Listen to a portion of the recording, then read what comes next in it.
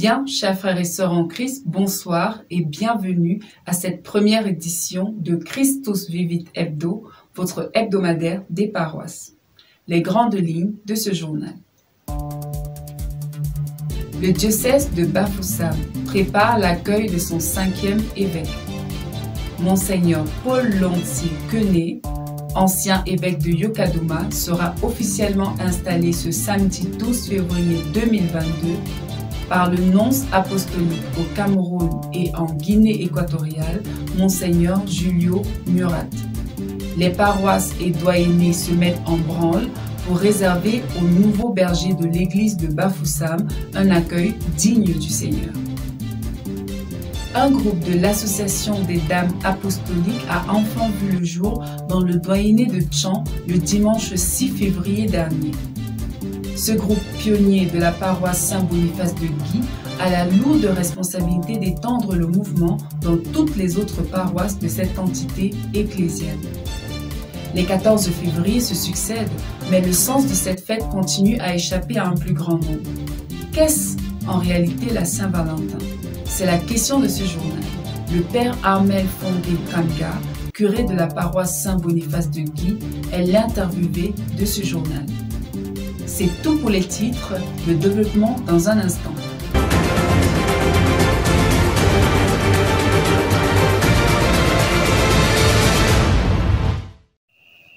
Une fois de plus, bonsoir.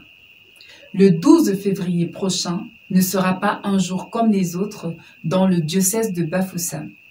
Le 5e évêque de ce diocèse sera officiellement installé comme nouveau berger du peuple de Dieu qui est à Bafoussam. Les fidèles de tout le diocèse préparent ardemment cet événement dans leurs paroisses et doyennés respectifs. Comment se déroulent les préparatifs dans le doyenné de Tchan? Le président du conseil décanal des laïcs, M. Martin Fotsa, nous répond. Vont bon train dans le doyenné de Tchang et ne souffrent d'aucune entorse. Dans toutes les paroisses, les postes, les fidèles laïcs du doyenné de Tchang, ça fait doubler, n'est-ce pas, de leur pasteur des paroisses pour donner à cet événement un éclat tout particulier à travers les orientations diocésaines qu'ils ont reçues du comité central d'organisation, à savoir les relais de ces informations qui comprennent annonces, bulletins paroissiaux, forums, puis de la grande mobilisation, ambiance. Il s'agit là des recherches, des moyens au plan humain, matériel, financier, spirituel, pour permettre la réussite optimale de l'événement. Les quêtes, en outre, sont organisées dans les paroisses, les CEB, les groupes EMAC, pour rassembler des sommes demandées et aussi pour offrir au nouvel évêque un don digne du Seigneur. Comment, en quelques mots, je puis témoigner humblement de ce qui est en train de se passer présentement dans notre doyenné. Le 6 février 2022 est une date historique dans le doyenné de Tchan qui a vu la naissance de son tout premier groupe de l'association des dames apostoliques.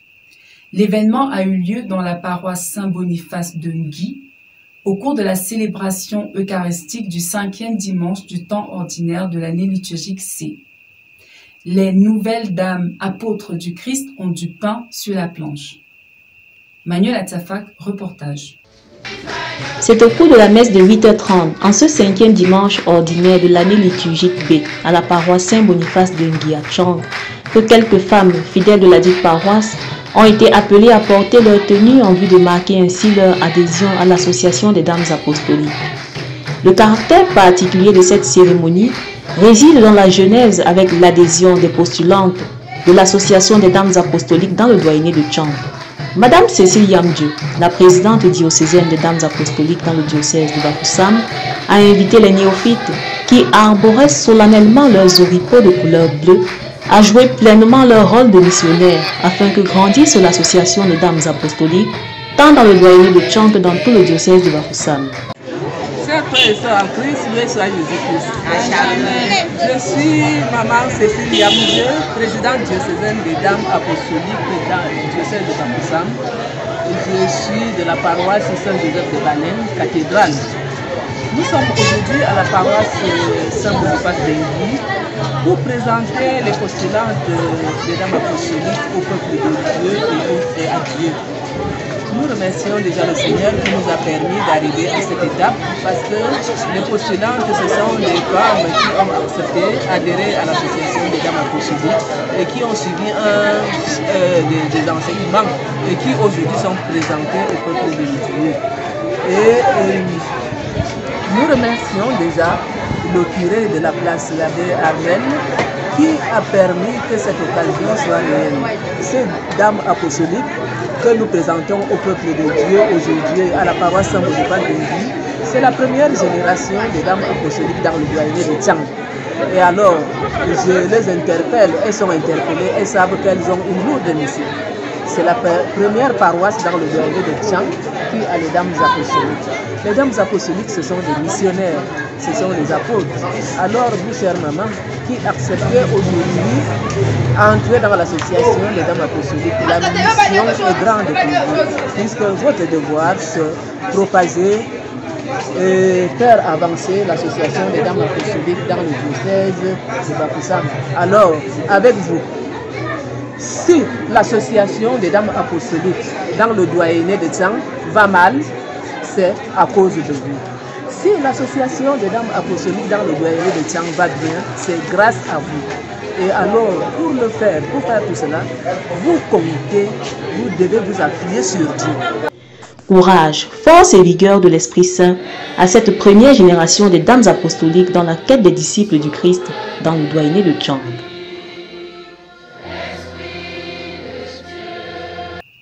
Notons également que dimanche dernier, les fidèles de la paroisse Saint-Boniface de Guy ont procédé au lancement de leur merci à Dieu, de leur fête de récolte qui sera destinée cette année à la construction de la cathédrale de l'église qui est à Bafoussam. Restons dans cette même paroisse Saint-Boniface de Guy pour écouter l'économie du message évangélique de ce 5e dimanche du temps ordinaire de l'année liturgique C. Une synthèse de l'abbé Armel Fongé Kamga, curé de la paroisse Saint-Boniface de Guy. C'est au micro de notre correspondante Manuela Tsafak. Nous rendons grâce à Dieu en ce 5e dimanche du temps ordinaire, qui en même temps était le dimanche du lancement des fêtes de récolte dans notre paroisse. Nous bénissons tous les fidèles qui sont venus prendre part à la célébration eucharistique. Le texte nous invitait à revoir les engagements que nous prenons régulièrement à la suite du Christ. Que ce soit dans la première lecture ou dans l'Évangile, nous sommes invités à répondre favorablement à l'appel de Dieu. Le Concile Vatican II a défini la vocation à la sainteté comme étant l'appel commun de tous les fidèles, baptisés, c'est-à-dire prêtres et fidèles laïcs. C'est ce à quoi nous devons nous évertuer chaque jour, au-delà de nos faiblesses. Même Pierre, à qui Jésus a confié son Église en premier, a eu beaucoup de faiblesses. Aujourd'hui d'ailleurs, il l'a à nouveau reconnu, au point même de dire à Jésus, éloigne-toi de moi. Là, le Seigneur ne cesse de nous dire, avancez au large. Tant qu'avec la grâce de Dieu, nous pouvons nous relever et avancer, le Seigneur nous soutient. Et comme il a dit dans le mandat missionnaire, Matthieu 28, 18 à 20, je suis avec vous tous les jours jusqu'à la fin des temps. Que la grâce de Dieu se meuve en chacun de nous, que son amour nous guide. Merci à tous les fidèles qui ont soutenu de main de maître notre action de grâce de ce jour pour la plus grande gloire de Dieu. Bon dimanche, soit Jésus-Christ. La Saint-Valentin approche à grands pas. Les fantasmes montent en intensité. Et pour que l'émotion ne fasse pas perdre sens, notre rédaction est allée à la rencontre du père Armel de la paroisse de Guy. Il répond à la question de ce journal, qu'est-ce que la Saint-Valentin signifie? Au sujet de la Saint-Valentin, que pouvons-nous réellement dire? Beaucoup estiment que c'est une fête d'origine païenne ou plus ou moins mondaine.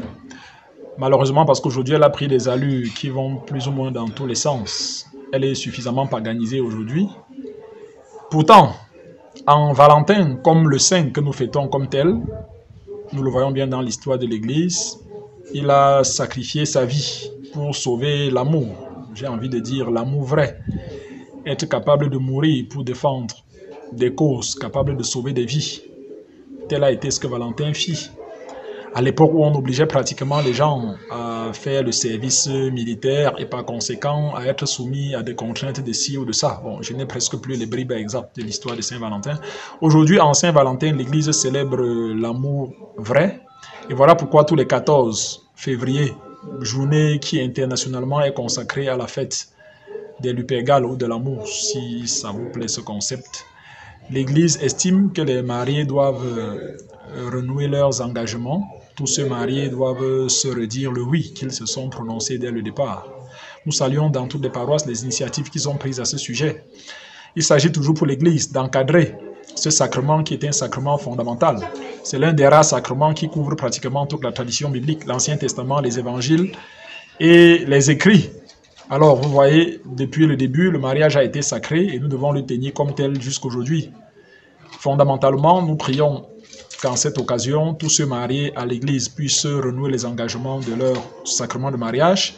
Les fiancés puissent avoir la claire vision de ce qu'ils ont à faire et la force de l'accomplir dans le cadre du discernement. Et les jeunes qui contemplent leurs parents célébrer, même si, il faut le dire, beaucoup de jeunes croient célébrer plus Saint-Valentin que les parents aujourd'hui, que les jeunes aient la latitude de recevoir de Dieu le discernement nécessaire pour grandir sous la mouvance de l'Esprit Saint et quand viendra le moment d'être capable d'opérer un choix efficient et salutaire. Que la grâce de Dieu accompagne tous ceux qui sont mobilisés dans la cause de cette fête. Loué soit Jésus-Christ. Dans le doyenné de Tchang, pour célébrer chrétiennement la Saint-Valentin, la commission de la famille décanale a préparé 3 événements. Une conférence sous le thème « Pardonner les infidélités pour une fidélité parfaite, l'amour est guérisseur des cœurs blessés ». Cette conférence aura lieu à la paroisse Saint-Mathias de Photo le mercredi 9 février 2022 à partir de 16 h.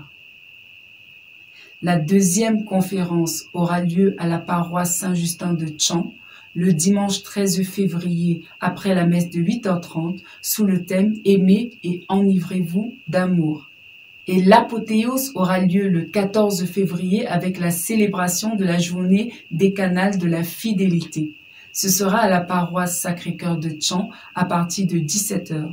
Tous les couples mariés et fiancés sont invités pour célébrer la Saint-Valentin ensemble. La fête de la jeunesse sera également célébrée dans le doyenné de Tchang.